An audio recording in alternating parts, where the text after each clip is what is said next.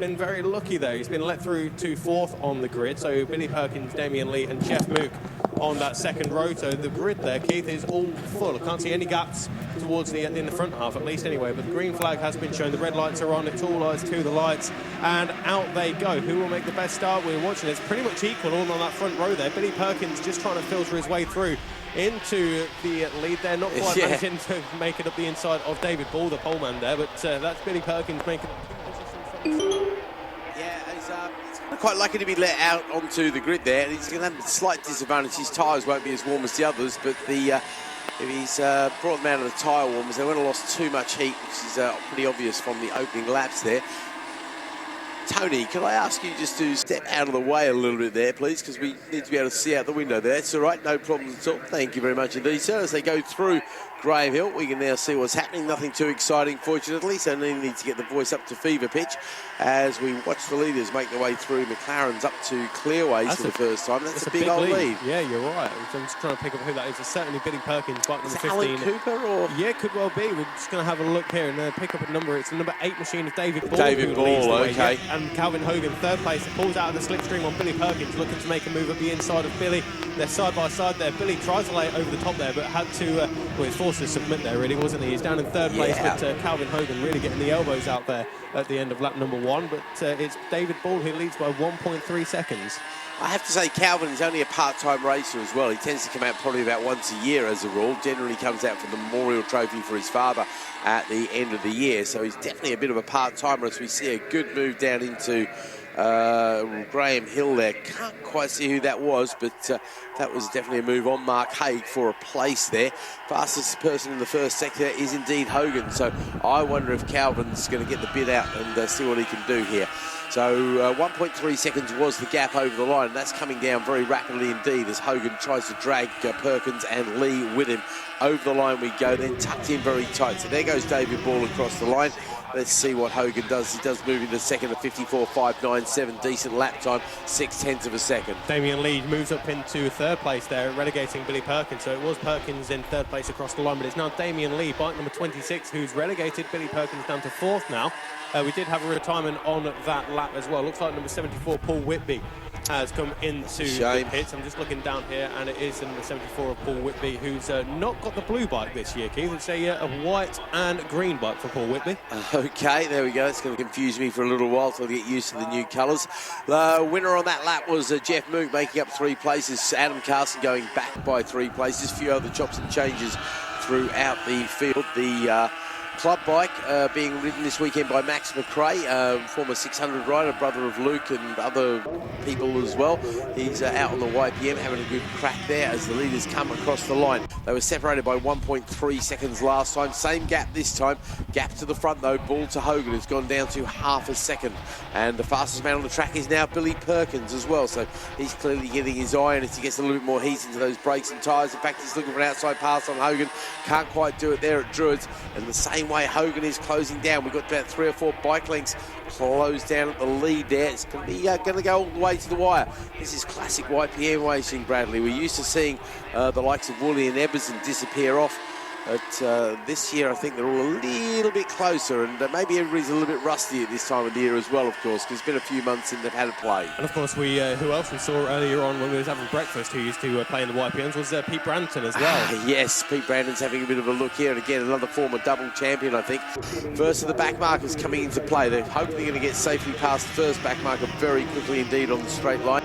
Yep, they've all succeeded there. And then a bit of action at Druids there, mate. Colvin Turner, unfortunately, who's out of the race up there at Druids, but his bike is neatly parked against the air fence, and he's up and absolutely okay. Okay, Firth there, I think, getting lapped. So first one to fall victim to the battling quartet, who still separated by 1.3 seconds. So that seems to be the gap they like to keep between them at the moment. But we are only a third of the way into the race as they start to play that slipstreaming game. Looks like Damien Lee just losing out a little bit. He'd like to get a little bit closer. as we hit the back marker, not literally back marker, stay tight back marker, and Damien Lee does lose out with the back marker there as the first three drift past. So Lee forced to go very high and wide there, coming off of clearways onto Clark Curve. Here come the top three. The gap over the line last time between them was 0.6 of a second. This time the gap between them is a 0.3 of a second, as they're all in the 55s this time. Everybody looking to get a slight advantage. Ball, Perkins did move past on Hogan that particular lap, but like we've seen so many other races, you're not going to call the result until they actually come across the line the last time round. Another back marker will come into play. Fortunately for this group, the back markers seem to be solos at the moment. It's when you get a battle of back markers having their own little battle, and we were discussing with Rick Ballerini yesterday, that's when it can get very messy indeed. Behind the leading group, we've got Mook, Halil, Haig and Carson. And hang on, what's happened to Perkins? He's come across the line. 10-second penalty. There we go, starting from incorrect grip position. There we go, they have smashed him for that one. So all of a sudden, Billy Perkins is not looking quite as good as he did before. So Billy coming across the line there. So where he is on the track, I'm afraid, is not where he is on the timing screen whatsoever. So Billy Perkins there, now showing in fourth place. Unfortunately, when the others come across the line, that will drop. 10 seconds, it seems like a fair penalty from the back of the grid. You'd lose at least that. So actually, it's maybe not as bad. Do you know what? I think if I was starting somewhere on the first or second row and I was offered a 10-second penalty or start from the back, I think I'd probably take the 10-second penalty, actually, because I think you're going to not get mixed up with some of the back markers. I mean, it does drop him down to 10. Looks like Damien Lee just running a little bit wide there. Not sure what happened, but number 26 machine of Damien Lee, who's just heading in towards 30s now, has just dropped back off that group of himself, Calvin Hogan, Alan Cooper and Jeff Mook, and of course Billy Perkins in that battle as well. But at the end of the previous lap there, end of lap number 6, Billy Perkins on the corrected time is just in 9th position in class, 10th place overall. I'll tell you who surprised that this morning, actually, mate, that's Alan Cooper. Because Alan yesterday obviously won the second race. He was second in the first race, so clearly a man to beat yesterday. I wonder if there's some small problem with him, because he's running 5th on the track at the moment, and he's in relative terms a long way back from the lead. A man who was a serious contention for the podiums yesterday, or obviously winning one of the races, is now running around in 5th place, and that's on corrected time, so in strictly speaking, he's running around in 6th as well. So yeah, not a good result from him, which is a little bit strange. Good to see Andy Bursko in the top 10 there as well, even though he's been relegated by Perkins, technically speaking. Andy, a lot of people complain when we go to Pembrey. He actually lives in Llanelli, all the way over there in the far west of Wales. So what you think is a pain in the backside to get to when it's we go to Pembrey, he actually comes from there to every single meeting. That is a fair old trip in the van, that's for sure. Cleveland clubman in this race at the moment is Mark Haig, as David Ball comes across the line. Still mentioning Andy Ball, because Andy Ball very much associated with this class, because he's the boss of 2T Engineering, who prepare the engines, and Andy, a former champion in this class many years ago, I'll hasten to add, just in case you're listening, and I know you probably are, Andy.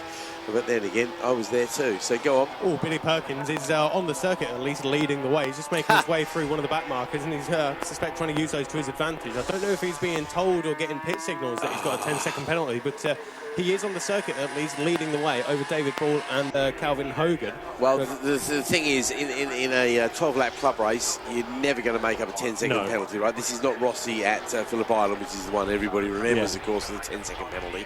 So it's unlikely he's going to make up the time. And yeah, it's great, and you know, in theory he's going to win the race, but unfortunately he'll be ruining the fact that he was late to the collecting area, because it would have been 25 points, and he's proving that point. But unfortunately, he comes across the line and all of a sudden starts going straight down the order, and he's going to finish up in 7th place at this stage. I think he might overcome Dennis Halil, who's 0.6 of a second. He's still got 3 laps there. He might actually be able to get up as high as 4th or 5th, but 4th or 5th ain't to win at the end of the day. You don't go home with a gold medal on your dashboard for 5th place, do you, Bradley? No, you're absolutely right there. But I know you get a wooden one for 4th. What do you get for 5th? Is it just nothing?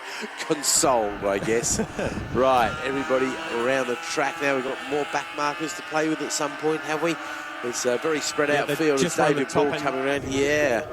Coming around Clark Curve there, but Billy Perkins, a bit of daylight between himself to lead the way on the circuit at least, but David Ball still has Calvin Hogan, number 99, right there with him. It was 0.1 of a second, it's now 0.3 of a second as David Ball sets the fastest lap of the race of a 54.475.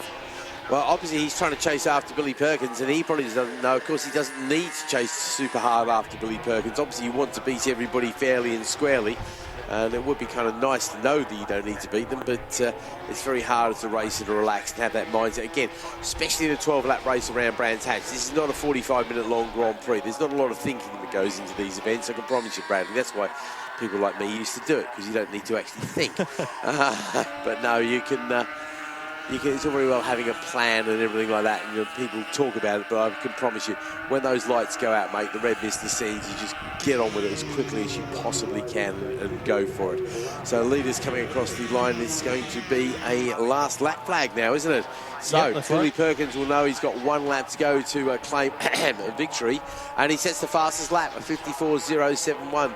There's no consolation prizes for fastest laps at all, but it will be nice to see that your name at the bottom of the line there, at the bottom of the sheet, sorry. Now we're going to be a long way from the YPM lap record, which I know is, I did know, I knew it's a 51.5 AJ. Absolutely incredible lap time that was. I mean, 3 seconds quicker than anyone. David Ball is Calvin Hogan for company as they're going towards Surtees, and that's about as close as he's been for a while there as Keith trips over the wire. I'll give you this one back soon, I promise. I'll get it after lunch. You can have it till lunchtime. Well, they're making their way around clearways once more to, well, they'll be getting the checkered flag now, as, well, it's Billy Perkins who's going to take the checkered flag, but unfortunately he won't take the 25 points with that 10-second penalty, but it will be David Ball with the 25 points. No, David Ball will welcome that one. That's a great opening account for his opening deposit for his account in the year. They're going to have to see just how far down the order Perkins drops. He's down to 4th straight away. No, he stays in 4th. Okay, so that's not too shabby, to be fair. Turns in a 53-second lap right at the end there as well. So, small consolation prize, 4th place, 13 points to go with that. Oh, that's 12 points fewer than he would have been hoping to get. But he was out of place at the start, so there's no arguing that. So it's, I don't know, 4th place probably would have been where he might have finished if he started from the back as well. So swings and roundabouts, I think, at the end of the day there, Bradley, nonetheless.